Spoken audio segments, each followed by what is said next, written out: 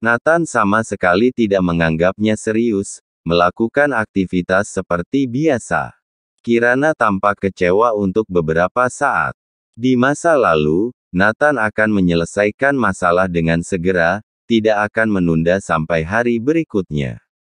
Namun semangat Nathan saat ini telah hilang. Dia masih merokok. Sebelum tidur, Nathan menerima panggilan telepon misterius. Ternyata yang menelepon adalah Maggie. Datang untuk menginjaknya. Apakah Tuan Nathan merasa nyaman sekarang? Hehehe. Maggie tertawa seperti lonceng. Senyum Nathan semakin lebar. Apa ini saja kemampuanmu? Menggelitik saja tidak cukup. Aku tidak bereaksi sama sekali. Hahaha, masih keras hati. Sekarang bagaimana situasimu? Apa kamu tidak mengerti? Maggie mencibir. Tunggu saja, mulai besok dan seterusnya kamu tidak akan bisa bergerak 1 inci pun. Untuk menyelesaikan masalah ini sangat sederhana, datang berlutut dan memohon padaku, seperti anjing merangkak di depanku. Mungkin aku akan mempertimbangkan untuk melepaskanmu. Jika tidak, Anhemia sama sekali tidak ada tempat bagimu untuk tinggal. Maggie tertawa terbahak-bahak. Menghancurkan hidup seseorang sangat menyenangkan. Terutama musuhnya sendiri, yang dulu berdiri tinggi di atas. Sangat memuaskan. Nathan tersenyum, kalau begitu kamu tunggu saja, kita lihat nanti. Maggie mengubah kata-katanya, sayang sekali, sedikit menyesalkan. Jordan ternyata sudah mati, bila tidak, dia juga akan ikut. Mendengar kalimat ini, mata Nathan berkilat niat membunuh. Penghinaan kepada orang yang sudah meninggal. Cari mati. Hari kedua, Nathan pergi ke Jordan Group seperti biasa. Tetapi begitu dia tiba di perusahaan, semua orang menatapnya dengan pandangan aneh. Wisnu mendekati Nathan dan bertanya dengan suara rendah, Kak Nathan, apa kamu dijebak orang? Hehe, aku akan mengurusnya.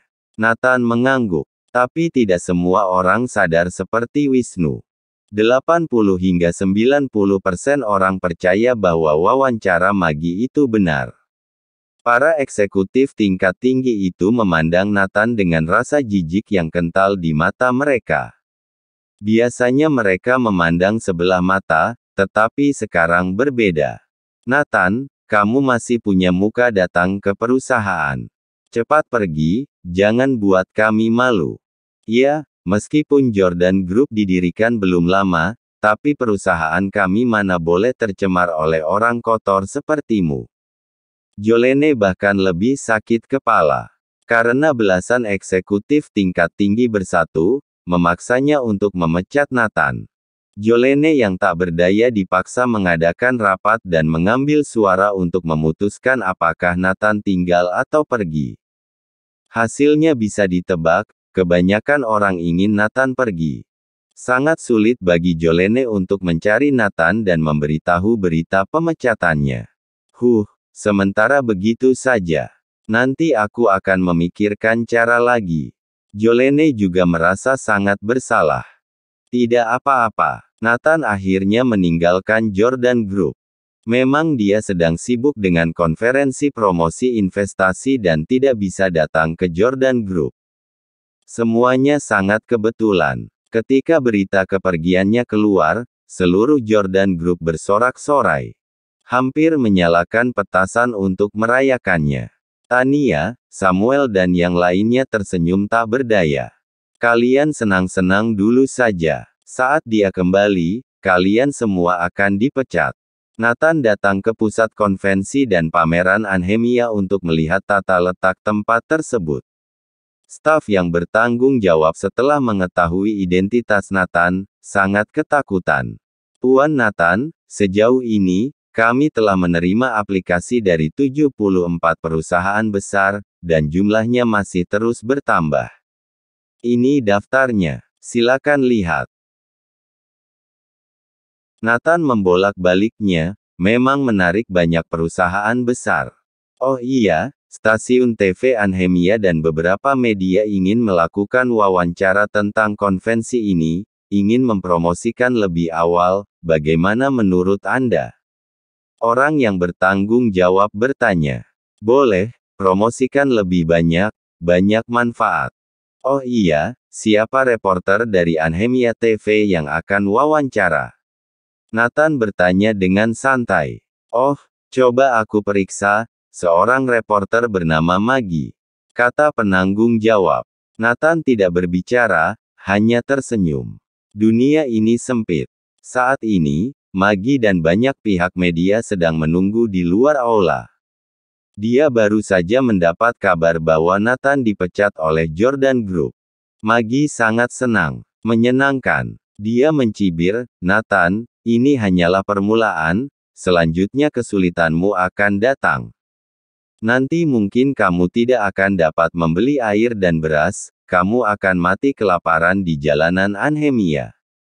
Hahaha, memikirkan hal ini, Maggie tidak bisa menahan tawa.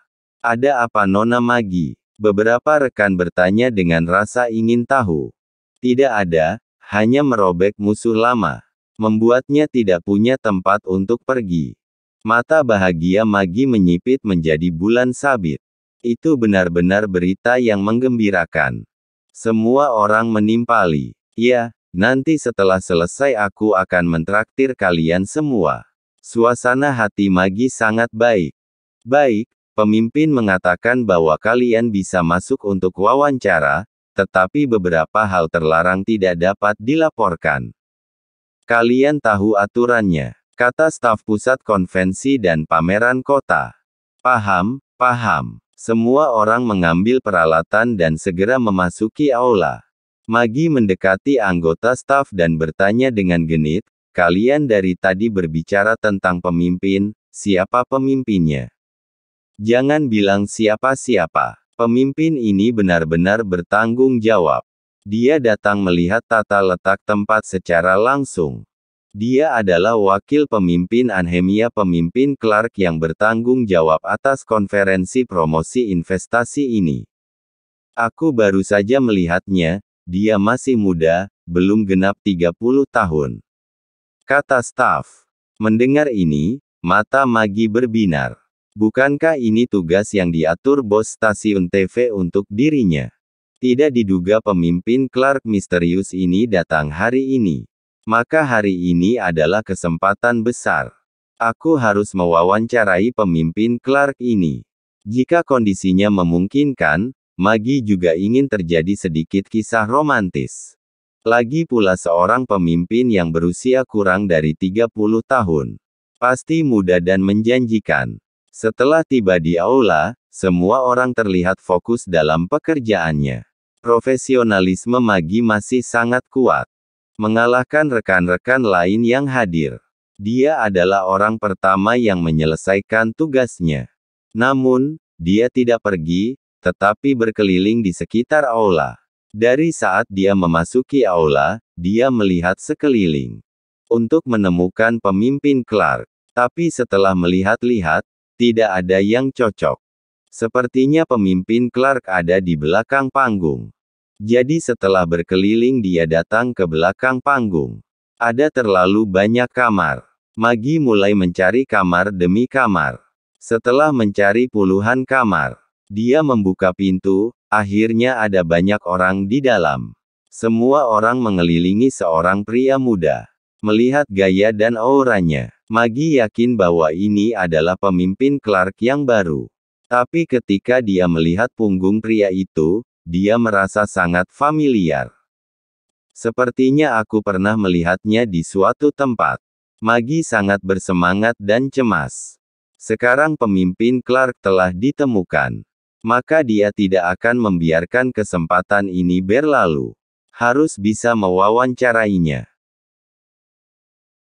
Apa yang kamu lakukan? Menyelinap seperti itu. Saat Maggie melangkah maju, sebuah suara tiba-tiba terdengar di belakangnya, membuat jantungnya berdetak kencang. Dia berbalik melihat beberapa penjaga keamanan menatapnya. Jangan salah paham, aku Maggie, reporter dari stasiun TV, ini adalah kartu identitasku. Magi dengan cepat menyerahkan kartu pers dan penjaga keamanan mengkonfirmasi bahwa itu benar. Aku ingin mewawancarai pemimpin di dalam. Magi mengungkapkan niatnya. Tidak bisa. Hari ini pemimpin di dalam tidak menerima wawancara, yang mereka diskusikan bersifat rahasia. Silakan kembali. Dengan begitu, Magi ditendang keluar dari belakang panggung. Tapi dia tidak terima. Bersusah payah menemukan pemimpin Clark, tidak boleh menyerah begitu saja. Kak Magi, ayo pergi, rekan-rekan lainnya telah pergi. Rekan kerjanya mendesak. Begini saja, kalian pergi makan dulu, aku menunggu seseorang di pintu masuk. Magi datang ke lorong pribadi di pusat konvensi dan pameran kota. Ini biasanya jalur bagi para pemimpin untuk keluar masuk, hanya sedikit orang yang mengetahuinya. Namun, Magi berpengalaman dan selalu menunggu di sini. Dia percaya bahwa pemimpin Clark pasti akan keluar lewat sini nanti. Saat itu, dia bisa langsung mewawancarainya. Tunggu saja. Magi hampir tertidur saat menunggu. Tapi tetap saja tidak ada orang. Bagaimana dia tahu bahwa Nathan 2 hari ini akan merencanakan segalanya dan harus tinggal di sini? Sementara dia menunggu, Nathan sudah tidur di sofa. Magi tidak percaya dan menunggu sampai pukul 6 hingga 7 malam. Tapi tetap tidak melihat seorang pun. Tidak boleh menyerah. Kesempatan ini terlalu penting bagiku. Magi menyemangati dirinya sendiri. Ketika tiba waktunya untuk pulang kerja, Nathan memeriksa ulang dan langsung pergi dari pintu masuk utama. Dia juga tidak tahu di mana lorong pribadi itu. Menunggu sampai jam 9 malam, lorong pribadi baru ada yang keluar. Saat ini, kaki Magi sudah mati rasa. Magi segera bergegas dan bertanya, "Maaf, izin bertanya, apa pemimpin Clark sudah keluar?" "Ah, pemimpin Clark sudah pergi dari tadi." Staf terkejut. Mata Magi hampir terbang keluar. "Apa? Pergi? Kapan dia pergi? Aku sudah menunggu di sini sepanjang hari." "Kamu menunggu di sini, tentu saja tidak akan bertemu. Pemimpin Clark pergi dari pintu masuk utama, jam 7 tadi." Mendengar ini, Magi hampir gila. Apa? Dia dengan bodoh menunggu seharian di sini. Tapi Magi tidak mengeluh. Dia besok tetap akan datang menunggunya di sini. Setelah pulang ke rumah, Magi merasakan sakit di punggung. Ada sedikit kemarahan. "Oh iya, Nathan. Kemarahan hari ini lampiaskan padamu saja." Magi mengangkat telepon dan memencet nomor. Insiden Nathan masih hangat, popularitasnya belum banyak turun. Saat ini, seseorang tiba-tiba secara anonim mengungkap identitas istri, ayah mertua, ibu mertua dan tempat mereka tinggal maupun bekerja. Seketika, api perang menyulut pada Kirana dan orang tuanya. Kebetulan Kirana adalah direktur Colossus Group. Banyak orang mulai memboikot Colossus Group. Dalam semalam, Colossus Group mengalami kerugian besar. Rumah sakit menelepon dan meminta Amanda untuk beristirahat selama beberapa hari. Jangan datang bekerja, dampak tidak terlalu baik. Hal yang sama berlaku untuk James, departemennya tidak mengizinkan dia datang bekerja, jadi dia dihentikan sementara tanpa bayaran. Setiap orang takut berdampak pada diri mereka sendiri. Masalah berkembang sejauh ini. Tidak ada yang menduganya. Bukankah Nathan mengatakan bahwa dia bisa mengatasinya? Mana cara mengatasinya? Kenapa masalahnya semakin besar? James tersentak marah. Amanda juga sangat kesal. Awalnya, karena Hugo Joanou, dokumen jabatan direktur untuknya telah disetujui. Tapi karena ini masalah ini jadi ditunda. Jika masalah semakin besar, diperkirakan calon direktur akan diganti. Bahkan sekarang tidak bisa pergi bekerja. Kirana dengan cepat memanggil Jolene untuk menanyakan pendapat dan idenya. "Aku akan mencoba berkomunikasi dengan reporter TV Magi. Jika dia bersedia mengklarifikasi, masalah ini akan berakhir. Jolene menelepon Maggie. Halo, Direktur Jolene. Apa Anda ada keperluan? Jolene berkata langsung, reporter Maggie, aku harap Anda menghentikan tindakan Anda sekarang dan jangan terus mempersulit Nathan, dia sudah cukup menderita. Maggie tertawa menghina, menderita. Saat dia menghancurkan orang lain apa memikirkan penderitaan? Direktur Jolene, kenapa Anda ikut campur? Aku membantu Anda membersihkan tumor. Jolene berkata tanpa daya, Maggie, kamu memang telah melakukan hal yang baik untuk Jordan Group, dan aku ingin berterima kasih untuk itu. Tetapi secara pribadi, Nathan adalah suami sahabatku, dan aku ingin membahas masalah ini. Diskusikan, syarat apa yang kamu inginkan. Maggie mengajukan syaratnya, aku bisa berhenti. Syarat sangat mudah. Besok kamu atur wawancara eksklusif dengan Killian Day dan bos di belakang Jordan Group. Jika Anda berhasil mengaturnya, aku akan segera membatalkan semuanya, aku berjanji untuk tidak mempersulit Nathan lagi. Baik, kalau begitu aku akan mencobanya. Jolene menutup telepon. Setelah memikirkannya, dia menelepon Killian. Tuan Killian, aku punya masalah di sini. Setelah mendengarkan Kirin berkata, Direktur Jolene biarkan dia datang ke perusahaan besok, nanti dibicarakan lagi. Menurut Jolene, Killian bermaksud menyetujui wawancara eksklusif itu. Dia segera menghubungi Maggie kembali. Maggie berjanji, segera setelah wawancara eksklusif dengan mereka berdua berakhir, semua komentar terhadap Nathan akan segera dihapus. Jolene, kali ini benar-benar harus berterima kasih padamu. Orang yang seharusnya paling berterima kasih adalah Nathan. Kamu menyelamatkannya, kata James. Dia ingin Nathan berlutut di depan Jolene. Hari berikutnya, Jolene tiba di perusahaan lebih awal dan menemukan bahwa Killian sudah ada di sana. Ah, Presdir Killian, apakah bos besar juga datang ke sini? Jolene melihat sekeliling, mukanya sedikit tersipu. Ini saatnya dia bertemu dengan kekasih impiannya. Jolene biasanya memakai riasan tipis atau bahkan tanpa riasan. Hari ini, dia menghabiskan 2 jam untuk merias wajah. Jangan khawatir tentang ini, bos selalu tahu segalanya, nanti kamu akan tahu. Kirin tersenyum. Pada pukul 9, Maggie datang ke Jordan Group membawa sekelompok orang banyak. Dia juga berdandan cantik untuk datang ke sini.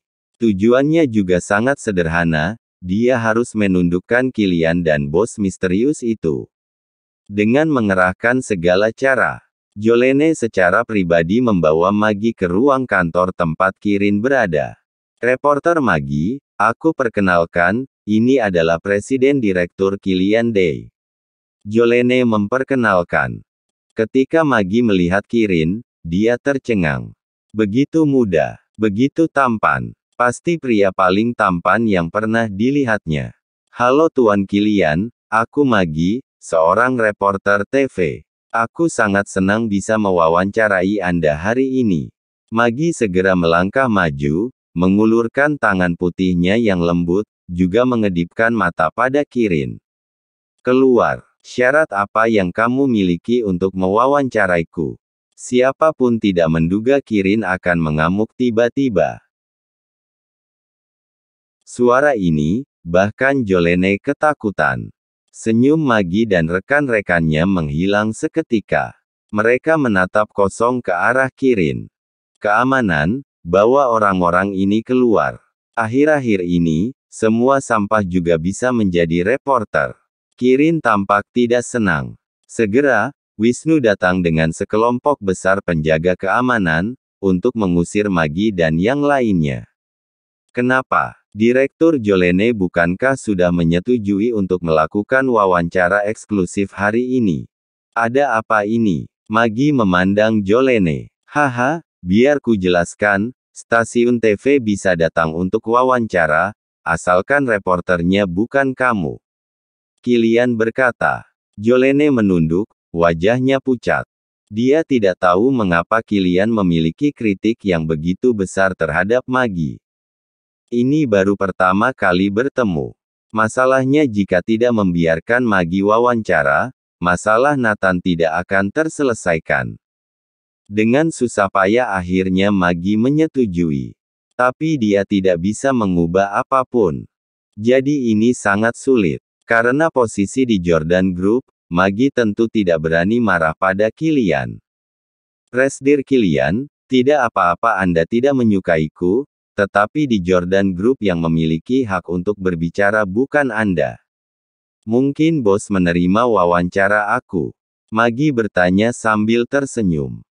Kirin tanpa basa-basi, langsung menelepon Nathan dan mengatakan apa yang terjadi. Suruh dia keluar. Apa dia memenuhi syarat untuk mewawancaraiku? Mendengar raungan di telepon, Maggie dan Jolene tercengang. Maggie tidak berani mengatakan apa-apa dan hanya bisa pergi. Tetapi sebelum pergi, dia mencibir pada Jolene, kalau begini, aku tidak akan melepaskan Nathan. Bagi Jolene, ini adalah berita yang sangat menyakitkan. Tuan Kilian, mengapa Anda? Jolene ingin tahu alasannya. Itu yang diperintahkan bos. Dengan satu kalimat Kilian membuat Jolene berhenti bertanya. Setelah Maggie kembali, dia membalas dendam pada Nathan. Dia mempublikasikan alamat Nathan, bahkan alamat Jolene di sebelahnya. Selama beberapa waktu, banyak orang mencoret dinding rumah dengan hinaan, serta melemparkan telur, sayuran dan benda lainnya. Adapun James dan istrinya, yang tinggal di kompleks lama, tidak berani keluar sama sekali. Ada banyak orang tidak dikenal di kompleks mereka, hanya untuk mengamati mereka. Tidak bisa keluar rumah, bahkan pesan antar makanan pun direbut mereka. Untuk sementara, Kirana dan James benar-benar merasakan tekanan. Jika terus seperti ini, mereka pasti akan menjadi gila. Bahkan kelangsungan hidup akan menjadi masalah. Nathan pergi sedari pagi, tidak tahu pergi kemana. Saat ini, Nathan tentu saja berada di pusat konvensi dan pameran kota pemimpin Clark. Dalam satu hari lebih dari 300 perusahaan telah mendaftar untuk berpartisipasi. Di antara mereka, ada 7 perusahaan super besar dari South Memphis datang berpartisipasi. Orang yang bertanggung jawab sangat bersemangat, bagaimanapun juga, hal semacam ini membawa manfaat besar bagi perkembangan Anhemia. Nathan membaca daftar nama. Dia melihat keluarga Alexander dari South Memphis dan beberapa keluarga besar lainnya. Jika kalian datang untuk mengusik Anhemia, aku jamin kalian akan membayar mahal. Cahaya dingin melintas di mata Nathan. Pada saat ini, seorang anggota staf datang dan bertanya, "Pemimpin Clark, di luar ada stasiun TV Anhemia ingin melakukan wawancara eksklusif dengan Anda, bagaimana menurut Anda?" Nathan bertanya tanpa mengangkat kepalanya, bukankah reporter itu bernama Maggie? Ah, bagaimana pemimpin Clark tahu? Apakah diterima? Staf berkata ragu-ragu. Anggota staf lain datang dan bertanya dengan suara pelan, "Pemimpin Clark, seorang reporter kolumnis dari saluran budaya TV Anhemia juga ingin mewawancarai Anda. Dan media ekonomi juga ingin mewawancarai Anda." Jangan lupa subscribe, like dan komen, agar channelnya terus update dan berkembang.